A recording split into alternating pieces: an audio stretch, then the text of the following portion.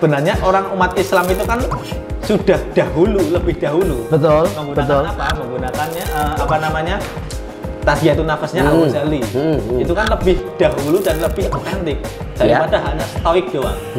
Stoik itu saya pikir kayaknya si pencetusnya Stoa itu siapa ya, stoikisme, filsafat filosofi Yunani. Itu pun juga mungkin belajarnya ke Al-Ghazali juga, belajar Tazkiyatun Nafasnya melalui Islam juga. Padahal Islam sudah mempunyai itu.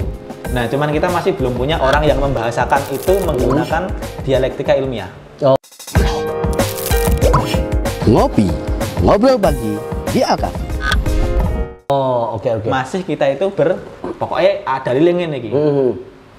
Cuman untuk mengarahkan mereka, misalkan seperti yang antum sampaikan, kenapa harus ke Timur Tengah? Kenapa nggak cari ke Barat yang mungkin memang di sana lahannya mungkin lebih banyak? Akan kita lanjutkan setelah maghrib? Boleh. Oke, jadi kita cut dulu.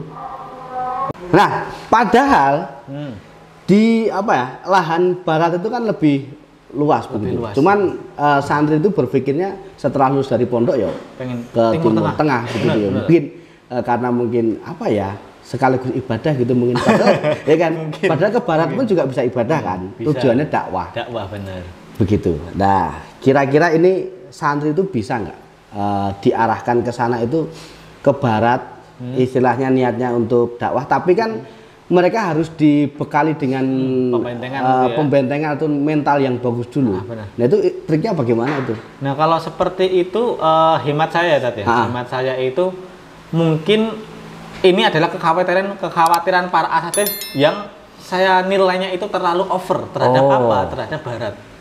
Seolah-olah ketika memang kita itu kuliah di Barat, kemudian kita itu berdakwah di Barat itu seolah-olah langsung menjadi anak liberal gitu loh. Jadi liberal itu kan kekhawatiran yang terlalu berlebihan kalau saya hemat saya. Soalnya apa? Sebenarnya Ghazul Fikr itu di Barat dan di Indonesia itu sebenarnya sama-sama kuat. Ketika teman-teman aja, misalkan teman-teman belajar di UIN yang dahulu banget sempat menjadi trending itu yang liberal, anjing Hu Akbar dan lain-lain, Jil. Nah itu kan juga sama-sama Ghazul Fikr yang dimana semuanya itu sama mendapati hal semacam itu. Nah ketika kalau di Barat malah satu ibrah yang kita temukan itu kalau memang Islam sudah ada di hati itu ya kita akan merindukan ya Allah kok aku ra krungu adzan ya. Nah seperti itu kan akhirnya membuat kita, karena di sisi lain kita ketika di Barat itu kan mungkin minoritas kan Islamnya. Kita semakin militan, wah kita ketemu dengan orang Islam benar-benar langsung seperti saudara sendiri. Nah itu malah ibaratnya seperti itu. Ya mungkin ya jangan terlalu khawatir aja. Insya Allah dengan model-model pendidikan kita di pondok itu insya Allah sudah sangat mencukupi untuk menjadi tidak liberal. Oke. Dan sepertinya juga di Barat pun sekarang juga nggak begitu ekstrim banget pandangan mengenai Islam ya kan. Artinya udah lebih soft dibandingkan tahun-tahun mungkin 5, 6 tahun, 7 tahun yang lalu. Sekarang udah banyak kok maksudnya orang-orang yang berhijab besar, baginya aman-aman saja ke sana. Dan artinya justru bisa jadi menjadi role model juga kan di sana. Kan? Dan santri mampu ya. Sangat mampu banget. Nah itu kayak karena memang saya juga masih bingung kenapa kok jarang banget orang yang mengarah ke situ. Selama ini kan mungkin 80% Timur Tengah. Jurusannya itu ke situ terus. Nggak ada orang yang pengen masuk ke situ. Nah langkah baiknya ketika kita ya mengazamkan diri untuk kita akan bertarung di medan tempur inilah, medan tempur dialektika ilmiah. Orang-orang yang filsafat, orang-orang yang beradu pandangan cara memandang hidup seperti apa gitu. Berarti santri itu mampu dan cuman kalau saat-saat ini sepertinya belum deh kalau menurutku loh ya. Sepertinya kayak mereka itu masih bahasa sekarang apa itu insecure. Untuk ke sana. Untuk kesananya. Untuk kesananya ataupun ya bisa juga takut mungkin dia nggak bisa mewarnai, tapi justru terwarnai dengan kondisi saat ini di sana begitu. Berarti nanti jalan tengahnya itu adalah ini, ya minimal kalau langsung ke sana itu kan memang sangat berat. Ya minimal nanti kalau memang melanjutkan di dalam pendidikan, studi mereka itu ya tadi ke umum gitu loh. Oke. Nah, sekarang udah banyak itu. Udah. Jadi kayak sipil dan lain-lain itu sudah banyak ya. Sudah. Jadi saat bahkan untuk tahun ini pun ada beberapa alumni Al-Kahfi Al-Kahfi nih, itu yang keterima di UGM. Oh, Masya kemudian Allah. Keterima juga ada di UNES juga Ustadz Wahyu ya. UNES. Ada di UNES juga, ada teknik sipil itu siapa tuh? WMY ada juga. Iya. Artinya mereka udah merambah ke sana sebetulnya. Tinggal nanti bagaimana lembaga bisa nggak mengarahkan mereka mungkin mengumpulkan lagi alumni-alumni tercecer. Bahasanya tercecer apa gimana ya? Artinya tercecer. Bisa nggak sih sebetulnya alumni Al-Kahfi itu sebetulnya kan udah ada grupnya ya. Maksudnya dikumpulkan di satu forum, kemudian kita punya satu misi yang memang ditujukan kemana itu menurut antum bisa nggak itu? Nah sebenarnya gitu. Itu malah tadi ada istilah orang yang masih di pondok, orang yang masih di luar pondok. Itu sedikit ini juga ya, sedikit riskan, tapi sebenarnya itu membuat kita itu paham bahwa oh ya realitanya kita itu nggak semuanya melulu semua di dalam pondok itu loh. Akhirnya terdiaspora dan itu malah menjadi poin yang baik. Poin yang baik supaya apa ya, nanti kita mewarnai kalau di pondok itu kan ya sebagai benteng terakhir itu kan. Benteng terakhir, zona aman, zona nyaman. Nah, orang-orang yang di luar itu kan nanti mengambil apapun yang positif, misalkan tadi belajar teknik sipil ya gimana caranya membuat bangunan yang sangat islami, mengambil gastronomi molekular, bagaimana merekayasa genetika supaya genetika pembebasan Al-Fatih, Salahuddin Al-Ayyubi itu juga bisa kita nikmati. Nah itu kan juga suatu hal yang positif. Kemudian kita kumpulkan lagi dalam wadah alumni itu kan sangat positif sekali. Entah di dalam orang di dalam pondok baik, orang di luar pondok itu pun juga baik. Juga baik begitu ya. Cuman gini, kalau mungkin pelakunya itu adalah santri-santri dulu, saya sih yakin bisa. Cuman kalau mohon maaf, bukan mengkerdilkan ya, tapi rata-rata atau kebanyakan deh santri-santri di era-era saat ini itu mohon maaf dalam tanda kutip itu masih banyak yang manja. Artinya masih bergantung ke orang tua. Jadi nggak berani istilahnya mau survive kemana gitu mereka belum berani. Itu kan artinya di pesantren itu kan harus punya sistem yang kuat untuk membangun mental mereka nih. Benar. Apakah solusinya itu kita pakai sistem yang lama, yang mungkin tadi kayak ada semacam sentian pemukulan dan sebagainya itu, atau bagaimana di era saat ini? Saya melihat ya tadi ya, itu memang secara global kan generasi itu kan terbagi-bagi. Para ahli itu ada baby boomer, kemudian generasi Y, generasi milenial, generasi Z, hingga nanti generasi alpha. Nah mungkin kalau hitungannya umur mereka itu santri-santri kita sekarang yang duduk di SMA itu adalah generasi alpha, dimana satu karakternya itu adalah mereka mentalnya itu memang strawberry, karena memang dari didikan orang tua itu dan native gadget kan, sudah dari procot lahir sudah akrab dengan gadget. Betul. Nah mereka itu akhirnya membentuk mentalitas ya tadi lembek strawberry, seperti strawberry. Itu oleh pakar pendidik itu memang sudah karakteristik mereka seperti itu. Tapi bukan sekarang ini yang sekarang di SMA lah.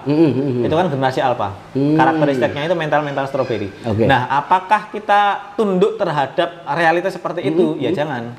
Ya gimana caranya biar nanti memang bawaan mental mereka itu strawberry kita latih. Soalnya itu kan juga masih bisa diubah, mentalitasnya kan juga bisa diubah. Entah itu metodenya itu menggunakan cara lama seperti itu, tapi sepertinya sudah tidak relevan. Kalau kita model-model menggunakan cara lama pun juga tidak relevan, karena nanti mereka akan karena mereka itu generasi alpha itu belajarnya lebih cepat daripada kita orang-orang tuanya itu belajar. Soalnya sudah ketika mereka sudah akrab dengan HP, pengetahuan banyak sekali diakses. Akhirnya dampaknya itu ketika kita ngasih tahu, apalagi dengan kekerasan itu, kamu jangan gitu. Mereka sudah mempunyai argumentasi jawaban. Karena mereka sudah belajar. Oh iya nanti kita itu dilarang kayak gini loh. Padahal realitasnya kita boleh kayak gini. Boleh kayak gitu. Nah kalau kita menggunakan persepsi yang lama tadi, cara-cara lama akan terbantahkan. Oh begitu ya. Nah akhirnya new problem need new solution. Problem baru itu memang membutuhkan solusi yang baru. Solusi yang terbaru. Dan itu menjadi PR tersendiri buat pendidikan saat ini. Karena memang anak-anak itu mungkin kayak informasi dan sebagainya itu lebih cepat dibandingkan kita zaman dulu. Mungkin kita sekarang agak membahas sedikit tentang pendidikan di pesantren itu menjadi solusi. pendidikan saat ini di tengah-tengah gempuran apa ya? Kalau saya katakan pemuda zaman sekarang itu minim adab. Minim.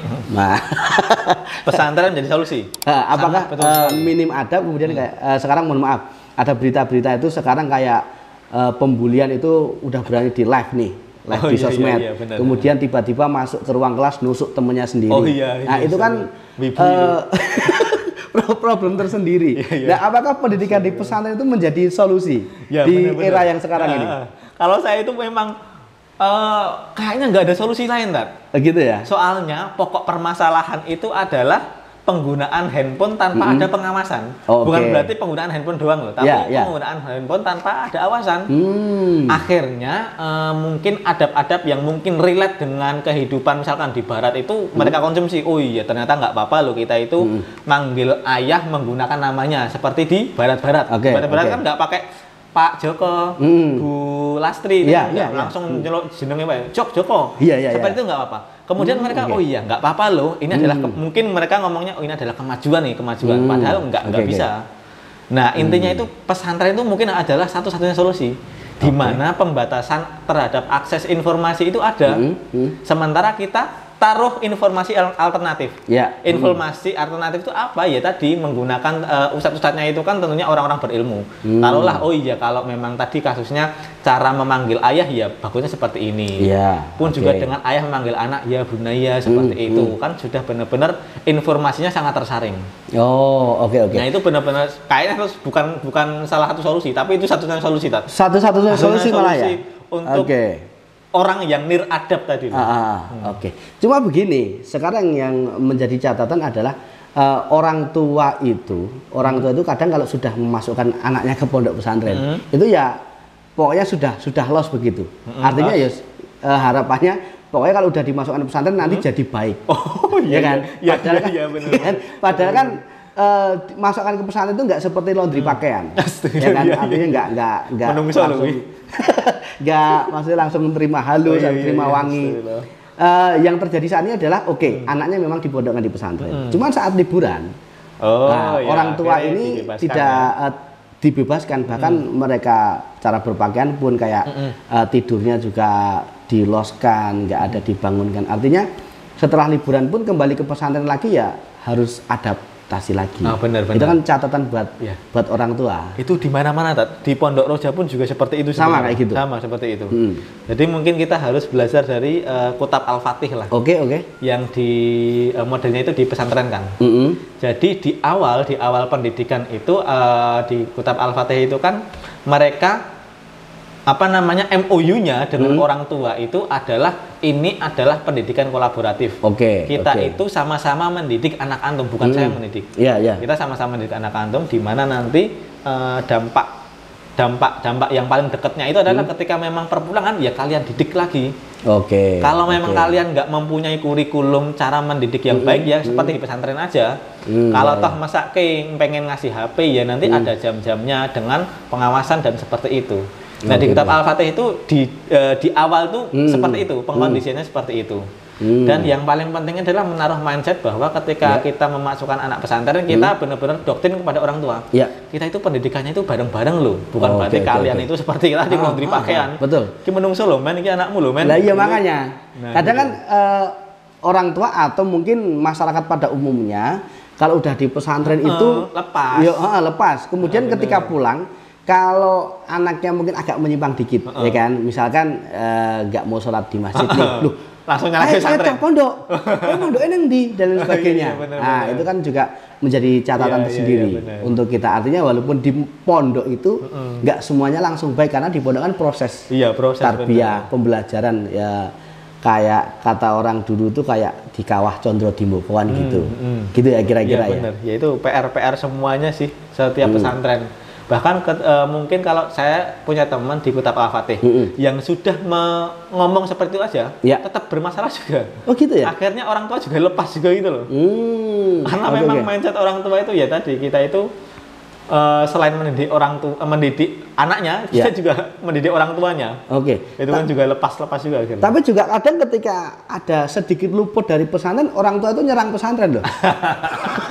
Itu yang parahnya itu. Lah ini itu, anakmu mungkin luputnya padahal ketika di luar. Misalkan gini nih. Perpulangan. Ada mungkin santri, dua santri yang mungkin ada gesekan dikit ya kan. Kemudian ada yang luka dan sebagainya. Itu orang tua itu nyerang pesantren. Gimana sih? Padahal kalau lagi ada baiknya ya diem-diem aja. Oh gitu, astagfirullah. Nah itu kan derita kesantrian. Sepertinya derita kesantrian. Nah, itu makanya mungkin antum punya pesan untuk orang tua yang saat ini memondokkan anaknya mungkin. Nah, jadi tipsnya bagaimana sebagai orang tua? Saya mengutip perkataan Kiai Haji Ahmad Zarkasi.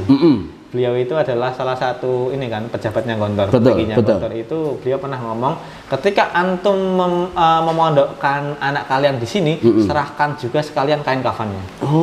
Itu memang benar-benar pasrah ketika memang dididik seperti itu. Betul. Ada jempalian apapun ya silahkan pasrah. Tapi minta tolong ketika kita nanti perpulangan, didiklah anak kalian itu seperti kita mengkonsepnya. Kita kan sudah mempunyai konsep pendidikan anak seperti ini nih. Untuk ya tadi tujuan antum memondokkan anak ke sini kan pengen jadi anaknya itu soleh seperti itu. Nah kita didik bareng-bareng lah. Ketika di pondok pasrahkan, ketika ada gesekan sedikit ya nanti pasrah lah. Orang Hatta sampai meninggal itu kan. Haji Ahmad Zarkasi itu sampai mengibaratkan seperti itu. Siapkan kain kafannya supaya ketika nanti sampai meninggal pun kita kuburkan sekalian. Artinya memang kalau orang tua udah mondokkan anaknya ya benar-benar pasrah. Sistemnya mau bagaimana. Tapi perpulangan kita didik. Perpulangan tetap ada pendidikan khusus mungkin dari pesantren menyiapkan apa ya istilahnya gitu kan.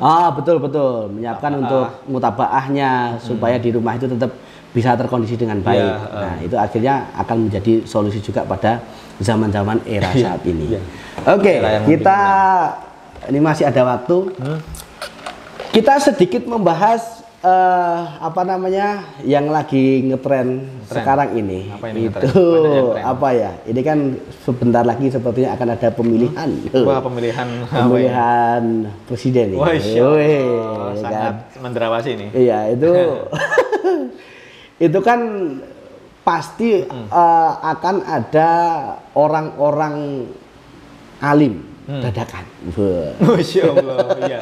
Alim sekali. Iya, orang-orang alim dadakan, entah itu dari elit politik atau mungkin dari pendukungnya dan dari calonnya sendiri. Nah, itu kita sebagai dulu pernah nyantri, kita bisa juga nggak ikut andil di dunianya mereka. Iya. Sebenarnya itu sangat bisa sekali ya. Minimal sebagai objek. Ya kan suara kita diperebutkan tuh. Apalagi suara santri notabene-nya itu santri dikonotasikan ke NU. Sangat signifikan sekali kan. Santri NU itu benar-benar ya dijadikan sebagai objek-objek apa ya minimal kalian itu menjadi basis masaku lah. Untuk politik praktis sebenarnya seperti itu. Cuman untuk kedepannya itu ya kalau kita hanya menjadi objek itu kan sangat rendah sekali. Betul. Sangat rendah kita itu ya nanti akan terombang-ambing kan. Alangkah baiknya ketika teman-teman menjadi santri itu ya tadi sudah mulai melek politik. Dalam artian teman-teman itu kan terkadang politik itu ketika kita masuk dalam sistem itu sebaik apapun akan kita jelek. Memang hukumnya memang seperti itu. Tapi ada dua sisi sebenarnya politik itu. Ada sisi satu yang memang terjun secara politik praktis. Itu benar-benar harus mempunyai kapabilitas politik praktis dan mempunyai dekengan kuat ulama-ulama. Misalnya di ketika di dalam politik praktis nih, di dalam pemerintah itu dijak misalkan korupsi sidik lah. Nah, itu ulamanya, murabinya itu ngeret gitu loh. Murabinya ini harusnya di luar politik atau partainya sendiri. Supaya apa? Tidak ada kepentingan lainnya selain mengingatkan untuk muraqabatilah lah. Kamu itu diawasi Allah loh, kamu itu harus mendekatkan diri kepada Allah. Visimu masuk politik itu pengen membenarkan politik, ojo malah belok ke sana kemari. Itu yang pertama, ikut politik praktis. Yang kedua, mungkin politik secara ini ya, Dat ya, secara umum. Nah, politik itu kan masalah itu adalah cara untuk meraih sesuatu. Kalau Al-Mawardi bilang itu adalah lebih dekatnya dengan pengertian siasah syariah. Nah, ada dua etika dalam siasah syariah. Itu pertama itu hirosatuddin, itu menjaga agama. Jadi tujuan politik itu apa? Untuk menjaga agama. Menjaga agama. Kemudian etika kedua itu adalah siasatu dunia bidin. Bagaimana mengkontrol dunia dengan agama. Nah, ngontrolnya ini tuh tentunya dengan agama. Nah, terkadang kita itu orang-orang politik kita itu terlalu berambisi untuk mengontrol dunia, tapi dengan agamanya itu dilupakan. Nah, fungsi murab itu seperti itu. Oh, berarti artinya oke lah, santri itu boleh terjun ke sana itu nggak ada masalah. Justru disarankan untuk menyelamatkan lah ibaratnya. Ya kan? Sebenarnya ini ada anekdot. Kalau memang ini mungkin akan berseberangan dengan pendukungnya pendukungnya musuhnya Jokowi, Prabowo. Oke. Mungkin ketika Jokowi menang dengan adanya Kiai Ma'ruf, ada orang-orang Prabowo itu, orang-orang Islami Prabowo lah. Langsung kemudian menjustifikasi, wah Mbah Ma'ruf udah tinggi seperti itu. Padahal ada analogi bahwa ketika nggak ada orang baik masuk ke dalam sistem, itu akan menjadi buruk. Berarti ketika tidak ada orang baik masuk ke dalam sistem, akan lebih buruk dari sekarang. Pun juga realitasnya Mbak Ma'ruf ini loh. Ala kuli halin, kalau saya sendiri itu kan memang antitesis dari Jokowi. Nggak setuju dengan Jokowi. Oke. Cuman ya kan demokrasi sebenarnya nggak apa-apa, walaupun oleh orang sana dikriminalisasi. Nggak apa-apa ini. Ini edukasi loh, edukasi. bukan apapun. Iya. Maksudnya kalau kita langsung menyerang Mbak Ma'ruf itu idealisme sudah luntur dan lain-lain. Enggak, sebenarnya Mbak Ma'ruf itu bisa kita posisikan sebagai martir, bom bunuh diri yang memang dia rela dengan dirinya itu akan dijawab seperti apa. Untuk apa? Melindungi sistem tadi. Nah, betul. Ben orang terlalu jelek-jelek banget lah. Minimal ketika Jokowi dan dhuwure Jokowi sama Megawati. Dhuwure Jokowi enak siapa ya? Pokoknya yang dekengan pusat lah. Satu. Ini gimana nih? Itu berbicara mengenai pengen ngesahin perda yang bertentangan dengan syariat, mereka minimal akan pakai dengan wakilnya Mbak Ma'ruf loh. Mereka akan pakai seperti itu. Kecuali kalau Mbak Ma'ruf itu nggak ada, tapi wakilnya itu siapa? Sing tidak kiai lah. Wakilnya orang umum lah. Orang umum. Nah, itu bakalan ra ambil pusing. Perda miras nggak usah disahkan. Kita nggak apa-apa. Kita adol-adolan vibes, adol-adolan ciu, masalah. Lah itu kan nggak mikir-mikir. Kalau ada Mbah Ma'ruf kan minimal perda tentang miras bisa disahkan. Ini Mbak Ma'ruf ya penak iki. Minimal seperti itu. Artinya minimal kita itu masuk ke dunia itu untuk menjadi controlling ya. Sebagai controllingnya itu. Walaupun kontrolnya cuman sak jendik tok. Gitu tok. Walaupun daripada nggak enek, tapi minimal ya siapa tahu yang sak jendik itu menjadi hal yang positif. Kan gitu. Dan ini sak jendik ini, kontrol yang sak jendik itu tentunya beriringan dengan waktu harus kita tambah terus. Sak ujung jendik, mungkin sak jendik. Mungkin keseluruhan jari, mungkin malah nanti kita bisa mendominasi politik. Tapi kan itu punya step by step. Tetap dan yang paling penting bagi umat Islam ya Tat ya, bagi para santri itu nanti ketika ada orang yang berkancah dalam perpolitikan, jangan kemudian langsung dicat, kamu nanti idealismemu akan luntur.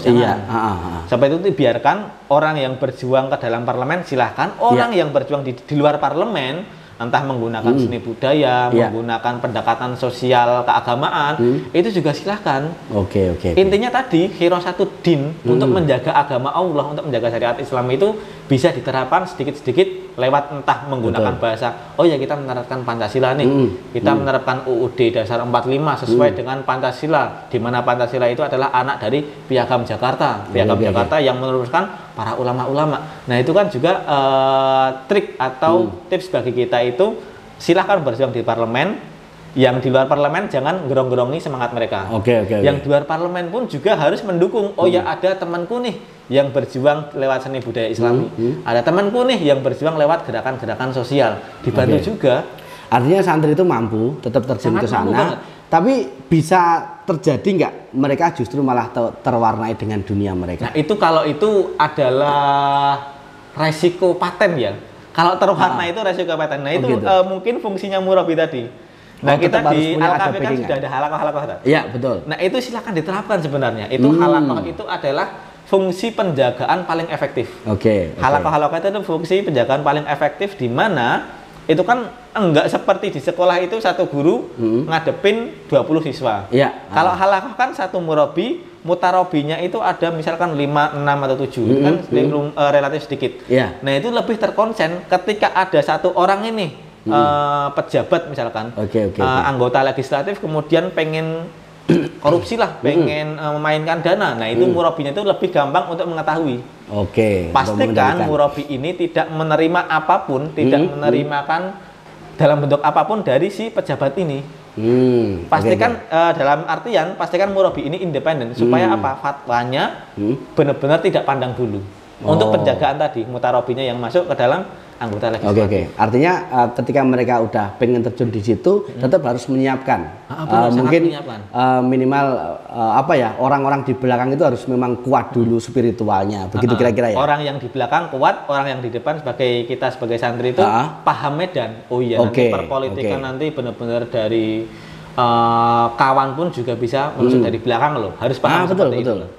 Karena mereka pun di pesantren kan belum ada itu ilmu yang semacam itu, dan mereka harus belajar lagi kan. Artinya memang harus banyak yang disiapkan sebelum mereka terjun ke situ. Karena memang kalau sudah mereka udah terlanjur terjun itu, kadang kan ada hal yang tidak enak. Aku udah dijadikan nih, maksud aku nggak pengen istilahnya menerima A, B, C dan C, A, B, C, D, E dan G lah misalkan kayak gitu. Artinya memang harus ada mental, kemudian ilmu yang disiapkan tentunya ya untuk terjun ke politik. Ini sepertinya kalau dipanjang lebarkan akan menjadi pembahasan yang cukup menarik. Cuma itu sangat-sangat ini masih perlu gerak nafas yang panjang kalau saya melihat ya. Selama ini kan ya kita sebagai contohlah 2024 besok itu kan mungkin yang banyak mendapatkan simpanan Islam itu kan Anies Baswedan. Nah, Anies Baswedan itu kan apakah ya kita itu sebagai pendukungnya doang. Pendukungnya doang. Nah, ada kalanya tadi dari yang seujung jentik, kemudian sak jentik, kemudian lebih lebar lagi, ada kalanya besok kita pun mencalonkan orang dari santri sendiri. Betul. Anies Baswedan kan tidak ada backgroundnya santri. Cuma mendapatkan simpati gitu loh. Cuma mendapatkan simpati dari golongan Islam lah. Golongan Islam itu pun juga mungkin pasti dikotakan lebih belum begitu total juga ya. Belum begitu total. Karena tadi akan terbagi juga nanti kubunya Prabowo pun juga mendapatkan santri-santri dari Nahdien yang seperti itu misalkan. Kubunya Ganjar pun mungkin juga dapat, karena memang beliau cukup dekat dengan pemuda-pemuda kan gitu kan, dan pemuda-pemuda zaman sekarang itu tidak lepas juga banyak yang alumni dari pesantren. Artinya ya kita juga cukup senang sekarang dari 3 paslon itu sudah ada lah santri-santri yang standby di situ, mungkin minimal untuk mewarnai hal-hal yang positif untuk menyelamatkan Indonesia. Penting itu. Jangan dilarang pokoknya. Jangan dilarang, biar mereka survive. Yang penting kita awasi tekad mereka juga kuat untuk istilahnya mendakwahkan agama ini. Gitu ya, mungkin pertemuan kali ini kita cukupkan dulu. Kita nanti akan ada part-part berikutnya. Kita mau cukup sampai sini apa lanjut lagi? Bakalan banyak ini. Bakalan banyak lagi ya. Bahas politik, bahas relasi politik dengan One Piece misalnya. Banyak banget. Jadi pemirsa Kavi Media dimanapun Anda berada, cukup menarik pembahasan tadi bersama beliau. Saya manggilnya apa ya? Mas Izul. Beliau ini adalah orang yang cukup kreatif, juga menjadi aktivis aksara. Ya kan, aktivis aksara memang luar biasa sekali. Jangan dipandang, jangan dipandang dari penampilannya. Jadi orang dari penampilannya, tapi dari sepak terjangnya di dunia dakwah ataupun di dunia pesan ini pengaruhnya cukup besar sekali, ya kan? Dan kita cukup banyak mendapatkan pembelajaran dari beliau. Semoga nanti kita bisa lanjut di tema-tema yang lain. Dan dari yang kita bahas tadi adalah kita tetap bersyukur bahwa kita masih hidup di lingkungan pesantren yang masih aman, dan bagi orang tua yang saat ini memondokkan putranya dimanapun berada, tetap didoakan, dikuatkan, jangan dikendori, karena memang saat ini satu-satunya solusi untuk mengamankan pemuda-pemuda biar tetap akhlaknya bagus, adabnya bagus adalah di pesantren. Oke. Mungkin itu, terima kasih Mas Izul atas diskusinya. Semoga nanti bisa bertemu lagi. Dan bagi pemirsa Kafi Media, medianya Yayasan Al-Kafi Hidayatullah Surakarta, tetap pantengin di channel kami di acara Ngobrol Pagi di Al-Kafi. Assalamualaikum warahmatullahi wabarakatuh. Waalaikumsalam warahmatullahi wabarakatuh. Ngobrol Pagi di Al-Kafi.